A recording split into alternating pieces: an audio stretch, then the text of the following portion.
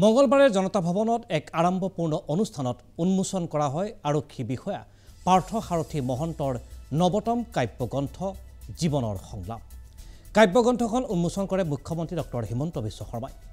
গ্ৰন্থ উন্মোচনী অনুষ্ঠানত উপস্থিত থাকে বিশিষ্ট সাহিত্যিক ডক্টৰ ধ্ৰুৱজ্যোতি বৰা, বিশিষ্ট কবি আনিছুজ্জামান, বিশিষ্ট লেখিকা অনুৰাধা শৰ্মা পূজাৰী, প্ৰাক্তন আৰক্ষী বিষয়া পি সুমন। অসমৰ বিভিন্ন ক্ষেত্ৰৰ বিশিষ্ট ব্যক্তিৰ উপস্থিতিত সৌষ্ঠৱ বৃদ্ধি কৰে অনুষ্ঠানটো আৰু প্ৰায় ৬০ মিনিট জোৰা এই অনুষ্ঠানটোৱে সকলোৰে অন্তৰ চুই যাবলৈ সক্ষম হয়। আজি এই বিশেষ প্ৰাইমেট নাইটৰ বিশেষ সংযোজনত আমি আপোনালোকক দেখুৱাব বিচাৰিম সেই গ্ৰন্থ উন্মোচনীৰ কিছু মুহূৰ্ত। প্ৰথমতে মই আপোনালোকক দেখুৱাব বিচাৰিছোঁ গ্ৰন্থখনৰ ৰচক, কবিতা সংকলনৰ ৰচক পাৰ্থ সাৰথী মহন্ত, এগৰাকী আৰক্ষী বিষয়া আৰু মহানগৰ আৰু যুটীয়া আৰক্ষী আয়ুক্ত। তেখেতৰ বক্তব্য কি, তেখেতৰ নিজৰ সৃষ্টিৰাজিৰ সন্দৰ্ভত আহক চাওঁ পাৰ্থ সাৰথী মহন্তৰ বক্তব্য। আজি অলপ আগতে কোনোবাই কৈছিলে যে লেখকৰ প্ৰথম কিতাপ আৰু প্ৰথম সন্তানৰ কান্দোন দুয়োটা একে। তো আজি মোৰ তেনেকুৱাই লাগিছে যে কাৰণ কবিতাৰ কিতাপ মোৰ আগৰ 4খন কিতাপ মোৰ আছে, সেই 4খন কিতাপ অলপ বেলেগ ধৰণৰ আছিলে আৰু কবিতা হোৱা নাছিলে, কবিতাৰ কিতাপ নাছিলে। গতিকে এখন কবিতাৰ সংকলন প্ৰথম হ'ল। মই সকলোৰে ওচৰত কৃতজ্ঞ, ভগৱানৰ ওচৰত কৃতজ্ঞ। হয়, এগৰাকী পাঠকে আপোনাৰ এই কাব্য সংকলনত কি বিচাৰিব পাৰিছে, কি জীৱন দৰ্শনৰ ওপৰত আপুনি জীৱনৰ সংলাপ আপুনি বা সংলাপ নামটো কেনেকৈ দিলে বা জীৱনৰ সংলাপ এইকাৰণে নামটো দিছোঁ কাৰণ মই ভাবোঁ যে প্ৰত্যেকটো মুহূৰ্তত আমি এটা বেলেগ বেলেগ চৰিত্ৰ। প্ৰত্যেকটো মুহূৰ্ত আমি কেনেকৈ চাওঁ, এই প্ৰত্যেকটো মুহূৰ্তৰ পৰিৱেশ পৰিস্থিতিত আমি কেনেকৈ ৰিয়েক্ট কৰোঁ, কেনেকৈ আমি নিজকে পৰিচালিত কৰোঁ, আমাৰ মনৰ ভাৱবিলাক বেলেগ। আজি আপোনাৰ এই প্ৰশ্নৰ উত্তৰ মই যেনেকৈ দিম, কাইলৈ হয়তো মই বেলেগ ধৰণে দিম, কাৰণ তেতিয়ালৈ মোৰ এটা মানসিক পৰিৱৰ্তন আহিব। গতিকে আমি সেই প্ৰত্যেকটো মুহূৰ্তত আমাৰ যিবিলাক অনুভৱ, আমি সেই কথাখিনিকে লিখি যাওঁ, সেয়াই কবিতা, জীৱনৰ অনুভৱেই কবিতা।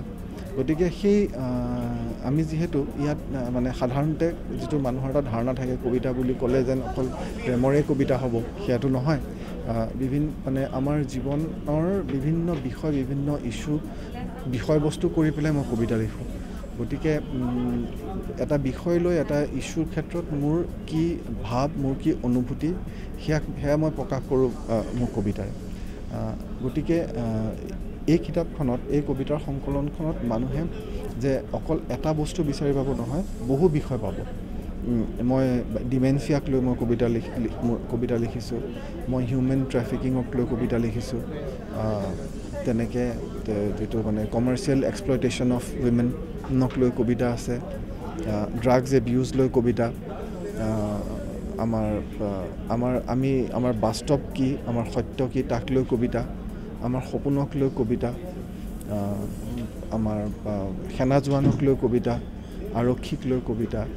গতিকে বিভিন্ন বিষয়ৰ লগত কবিতা।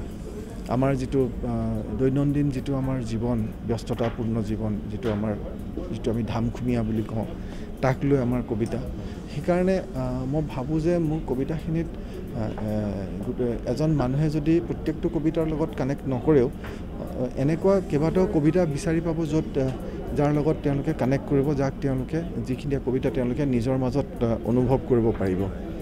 আৰু এটা কিছুমান মুখ্যগৰাকীয়ে কৈছিল আপোনাৰ এই পুথিখন পাছ কৰাৰ পূৰ্বে দুটাকৈ কবিতা বিভিন্ন ডিজিটেল মাধ্যমতো আপোনালোকে আমাৰ প্ৰাগ টিভিয়ে যিটো মোৰ এক গল্পবিহীন চিনেমা, সেই কবিতাটো আমাৰ দেৱজিৎ ভূঞা ইনিচিয়েটিভ লৈ তাৰ ভিডিঅ' কৰি প্ৰাগত আপলোড কৰিছিলে। আৰু সেই কবিতাটো মই আজি জনামতে প্ৰায় 3 লাখ ইতিমধ্যে ভিউ হৈছে, 10,000ৰ ওপৰত লাইক হৈছে, 1500 শ্বেয়াৰ হৈছে। গতিকে সেইফালৰ পৰা চাবলৈ গ'লে মানে বহু লাখ মানুহৰ ওচৰলৈ সেই কবিতাটো গৈছে আৰু তেওঁলোকে চাইছে। আৰু মই ভাবোঁ সেয়া মানে আমাৰ অসমীয়া কবিতাৰ যিহেতু পাঠক কিছু কম, সেইফালৰ পৰা চাবলৈ গ'লে সেয়া এক সাংঘাতিক কথা আৰু সেই ইনিচিয়েটিভ সম্ভৱ হ'ল প্ৰাগৰ কাৰণে। সেয়া আপোনালোকে টেলিভিশ্যনৰ পৰা দেখিবলৈ পালে জীৱনৰ সংলাপ এই বিশেষ কাব্য সংকলনৰ স্ৰষ্টা মহানগৰ যুটীয়া আৰক্ষী আয়ুক্ত পাৰ্থসাৰথী মহন্তৰ গ্ৰন্থ উন্মোচনী অনুষ্ঠানত মনৰ অনুভৱ। গ্ৰন্থখন উন্মোচন কৰিছিল ৰাজ্যৰ মুখ্যমন্ত্ৰী ডক্টৰ হিমন্ত বিশ্ব শৰ্মাই। আহক চাওঁ উদ্বোধনী অনুষ্ঠানত তেওঁ কি ক'ব খুজিছিল। পোনপ্ৰথমে জীৱনৰ সংলাপ নামেৰে এই কবিতা পুথিখনি উদ্বোধন কৰাৰ বাবে মোক সুবিধা দিয়াৰ বাবে মই পাৰ্থসাৰথী মহন্ত ডাঙৰীয়াক ধন্যবাদ জনাইছোঁ। ইতিমধ্যে কবিতাৰ ওপৰত আৰু কবিতাৰ পিছত লুকাই থকা মানুহজনৰ ওপৰত আমি ডক্টৰ ধ্ৰুৱজ্যোতি বৰা, আনিছুৰ জামান, অনুৰাধা শৰ্মা পূজাৰী আৰু জুবিন গাৰ্গৰ মুখেদি শুনিবলৈ পাইছোঁ। মই মাত্ৰ এটা কথাই ক'ব খোজোঁ যে কবিতাই মানুহৰ হৃদয়ৰ কথা কয় আৰু মানুহৰ হৃদয়ৰ কথা যেতিয়া আন এজন মানুহৰ লগত মিলি যায় সেই কবিতাই জনপ্ৰিয় হয়, সেই কবিতাই মানুহৰ মাজত সমাদৰ লাভ কৰে। বহু সময়ত আমি দেখা পাওঁ কবিয়ে মনৰ কথা কৈছে, কিন্তু কবিৰ মনৰ কথা আন ব্যক্তিজনে মানিব খোজা নাই আৰু সেই কবিতা পাহৰণিৰ গৰ্ভত লুকাই গৈছে। আন কিছুমান কবিতা আছে যি মানুহৰ মনৰ কথা কয়। মানুহে যি ধৰণে দেশখনৰ বিষয়ে চিন্তা কৰে, দেশখনৰ বিষয়ে কবিতাত তাৰে প্ৰতিফলন দেখা পায়। মানুহে নিজৰ মাকক যেনেকৈ কল্পনা কৰে কবিতাত তাৰ প্ৰতিফলন দেখা পায়। মানুহে সমাজখনক যেনেকৈ দেখা পাব বিচাৰে তাৰ প্ৰতিফলন যেতিয়া কবিতাত দেখা পায়, সেই কবিতা মানুহৰ মাজত সমাদৃত হয়, মানুহে বহুত যুগ ধৰি মনত ৰাখে।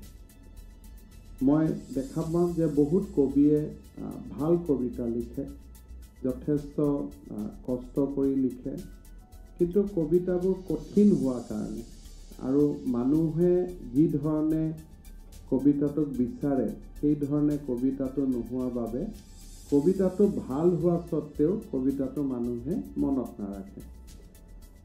মই ভাবোঁ যে আমাৰ কবিতাই মানুহৰ হৃদয়ৰ কথা কওক। প্ৰত্যেকজন কবিয়ে আনজন মানুহৰ মনৰ বেদনাৰ লগত নিজৰ যি চিন্তাধাৰা তাৰ যিটো চিন্থেচিছ সেইটো ক্ৰিয়েট কৰি ৰাইজৰ মাজত উপহাৰ দিয়ক। সেয়া আপোনালোকে টেলিভিশ্যনৰ পৰা দেখিবলৈ পালে গ্ৰন্থ উন্মোচনী সভাত ৰাজ্যৰ মুখ্যমন্ত্ৰী ডক্টৰ হিমন্ত বিশ্ব শৰ্মাৰ মুখত কবিতা আৰু সাহিত্যৰ প্ৰসংগ। এই বিশেষ গ্ৰন্থ উন্মোচনী সভাখন উদ্বোধন কৰা হৈছিল অসমৰ জনপ্ৰিয় গায়িকা জুবলি বৰুৱাৰ অনুষ্ঠানৰ জৰিয়তে। আহক চাওঁ জুবলিৰ অনুষ্ঠান পাৰ্থসাৰথী মহন্তৰ জীৱনৰ সংলাপ গ্ৰন্থৰ উন্মোচনী অনুষ্ঠানত।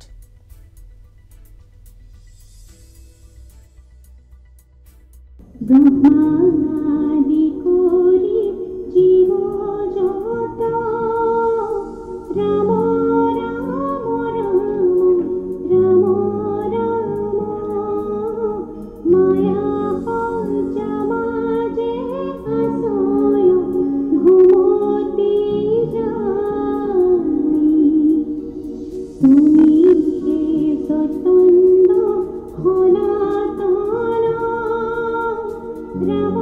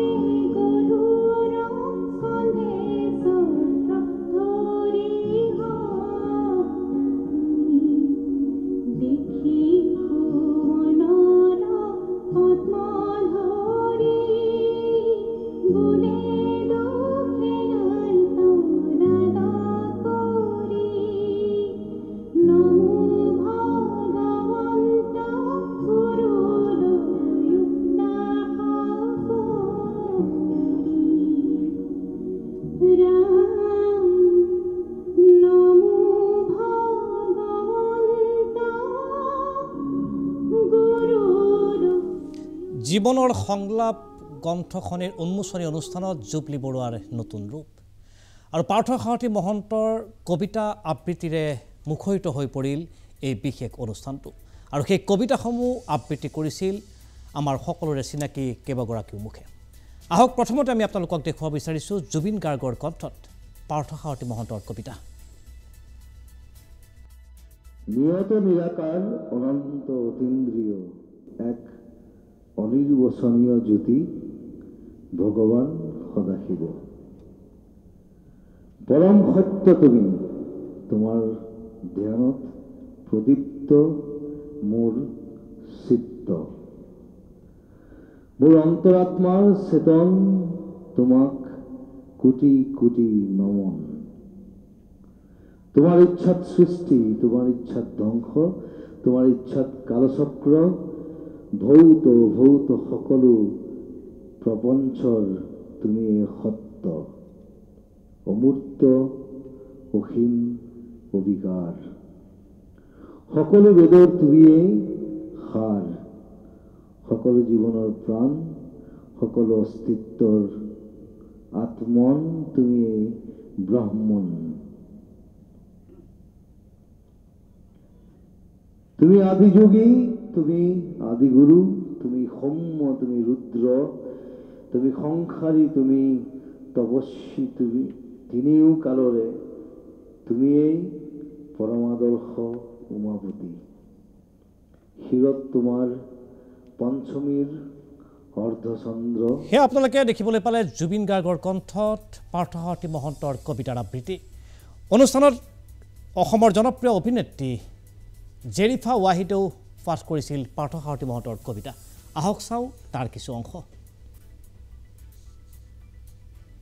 ঈশ্বৰ সৃষ্টি কৰে ঈশ্বৰৰ মুখত মাত দিয়ে ঈশ্বৰৰ সেই বাণী তোমাৰ জীৱনৰ উদ্দেশ্য হৈ পৰে ওছামা বিন লাডেনে কবিতা লিখে অশৰীৰী ঈশ্বৰৰ গাত ক'লা ৰং সানে অদৃশ্য ঈশ্বৰক আৰু নেদেখা কৰে মন গ'লে ঈশ্বৰক গাপ দি ৰাখে ওছামা বিন লাডেনে কবিতা লিখে তোমাৰ আবেগে যুক্তি বিচাৰি পায় যুক্তি আবেগত হেৰায় ঈশ্বৰৰ আনি লিখা সংলাপে তোমাক অতি মানৱ কৰি তোলে ওছামা বিন লাডেনে কবিতা লিখে কবিতাৰ ছন্দই ধোৱাই ধোৱাই তোমাৰ ধ্যান ধুৱে দুচকুৰে একোকে নমনা কৰি তোলে নমনৰ দুহাত তোমাৰ চাপি দিয়া পুতলা হৈ পৰে ওছামা বিন লাডেনে কবিতা লিখে আচল ঈশ্বৰ লুকাই থকা অন্তৰ বুলেটে ফালি চিৰাচিৰ কৰে তেজেৰে পাপ ধুই এডল পুতলা ভক্তই স্বৰ্গ আৰোহণৰ সপোন দেখে ওছামা বিন লাডেনে কবিতা লিখে ক'লা কবিতাৰ ক'লা ছন্দই কবিকো ভাঙি চুৰমাৰ কৰে চাবি দিয়া ভক্তৰ দলে নেদেখাকৈ জোৰা দিয়ে ওছামা বিন লাডেনে কবিতা লিখে আচল ঈশ্বৰ সোমাই থকা অন্তৰবোৰ জাগি উঠে ৰং সনা কবিতাৰ ৰতপালি আৰু সহ্য নকৰে ক'লা ৰং আপোনালোকে দেখিবলৈ পালে জনপ্ৰিয় অভিনেত্ৰী জেৰিফা ৱাহিদৰ কণ্ঠত পাৰ্থসাৰথী মহন্তৰ কবিতাৰ আবৃত্তি এবাৰ আমি আপোনালোকক দেখুৱাব বিচাৰিছোঁ অনুষ্ঠানত কবিতা আবৃত্তি কৰিলে জনপ্ৰিয় অভিনেতা কপিল বৰাই ব্যাকৰণ ধোঁৱা কবিতা কবিতা নিলিখা মোৰ বহুদিনেই হ'ল কোনো কাৰণ নাই নাই কোনো অজুহাত অথচ কবিতা নিলিখা হৈ গ'লো কবিতা যে নিলিখা হ'লো উপলব্ধি কৰা নাছিলোঁ লক্ষ্যও কৰা নাছিলোঁ ক'ব নোৱাৰাকৈ স্তব্ধ হৈ গৈছিল কবিতা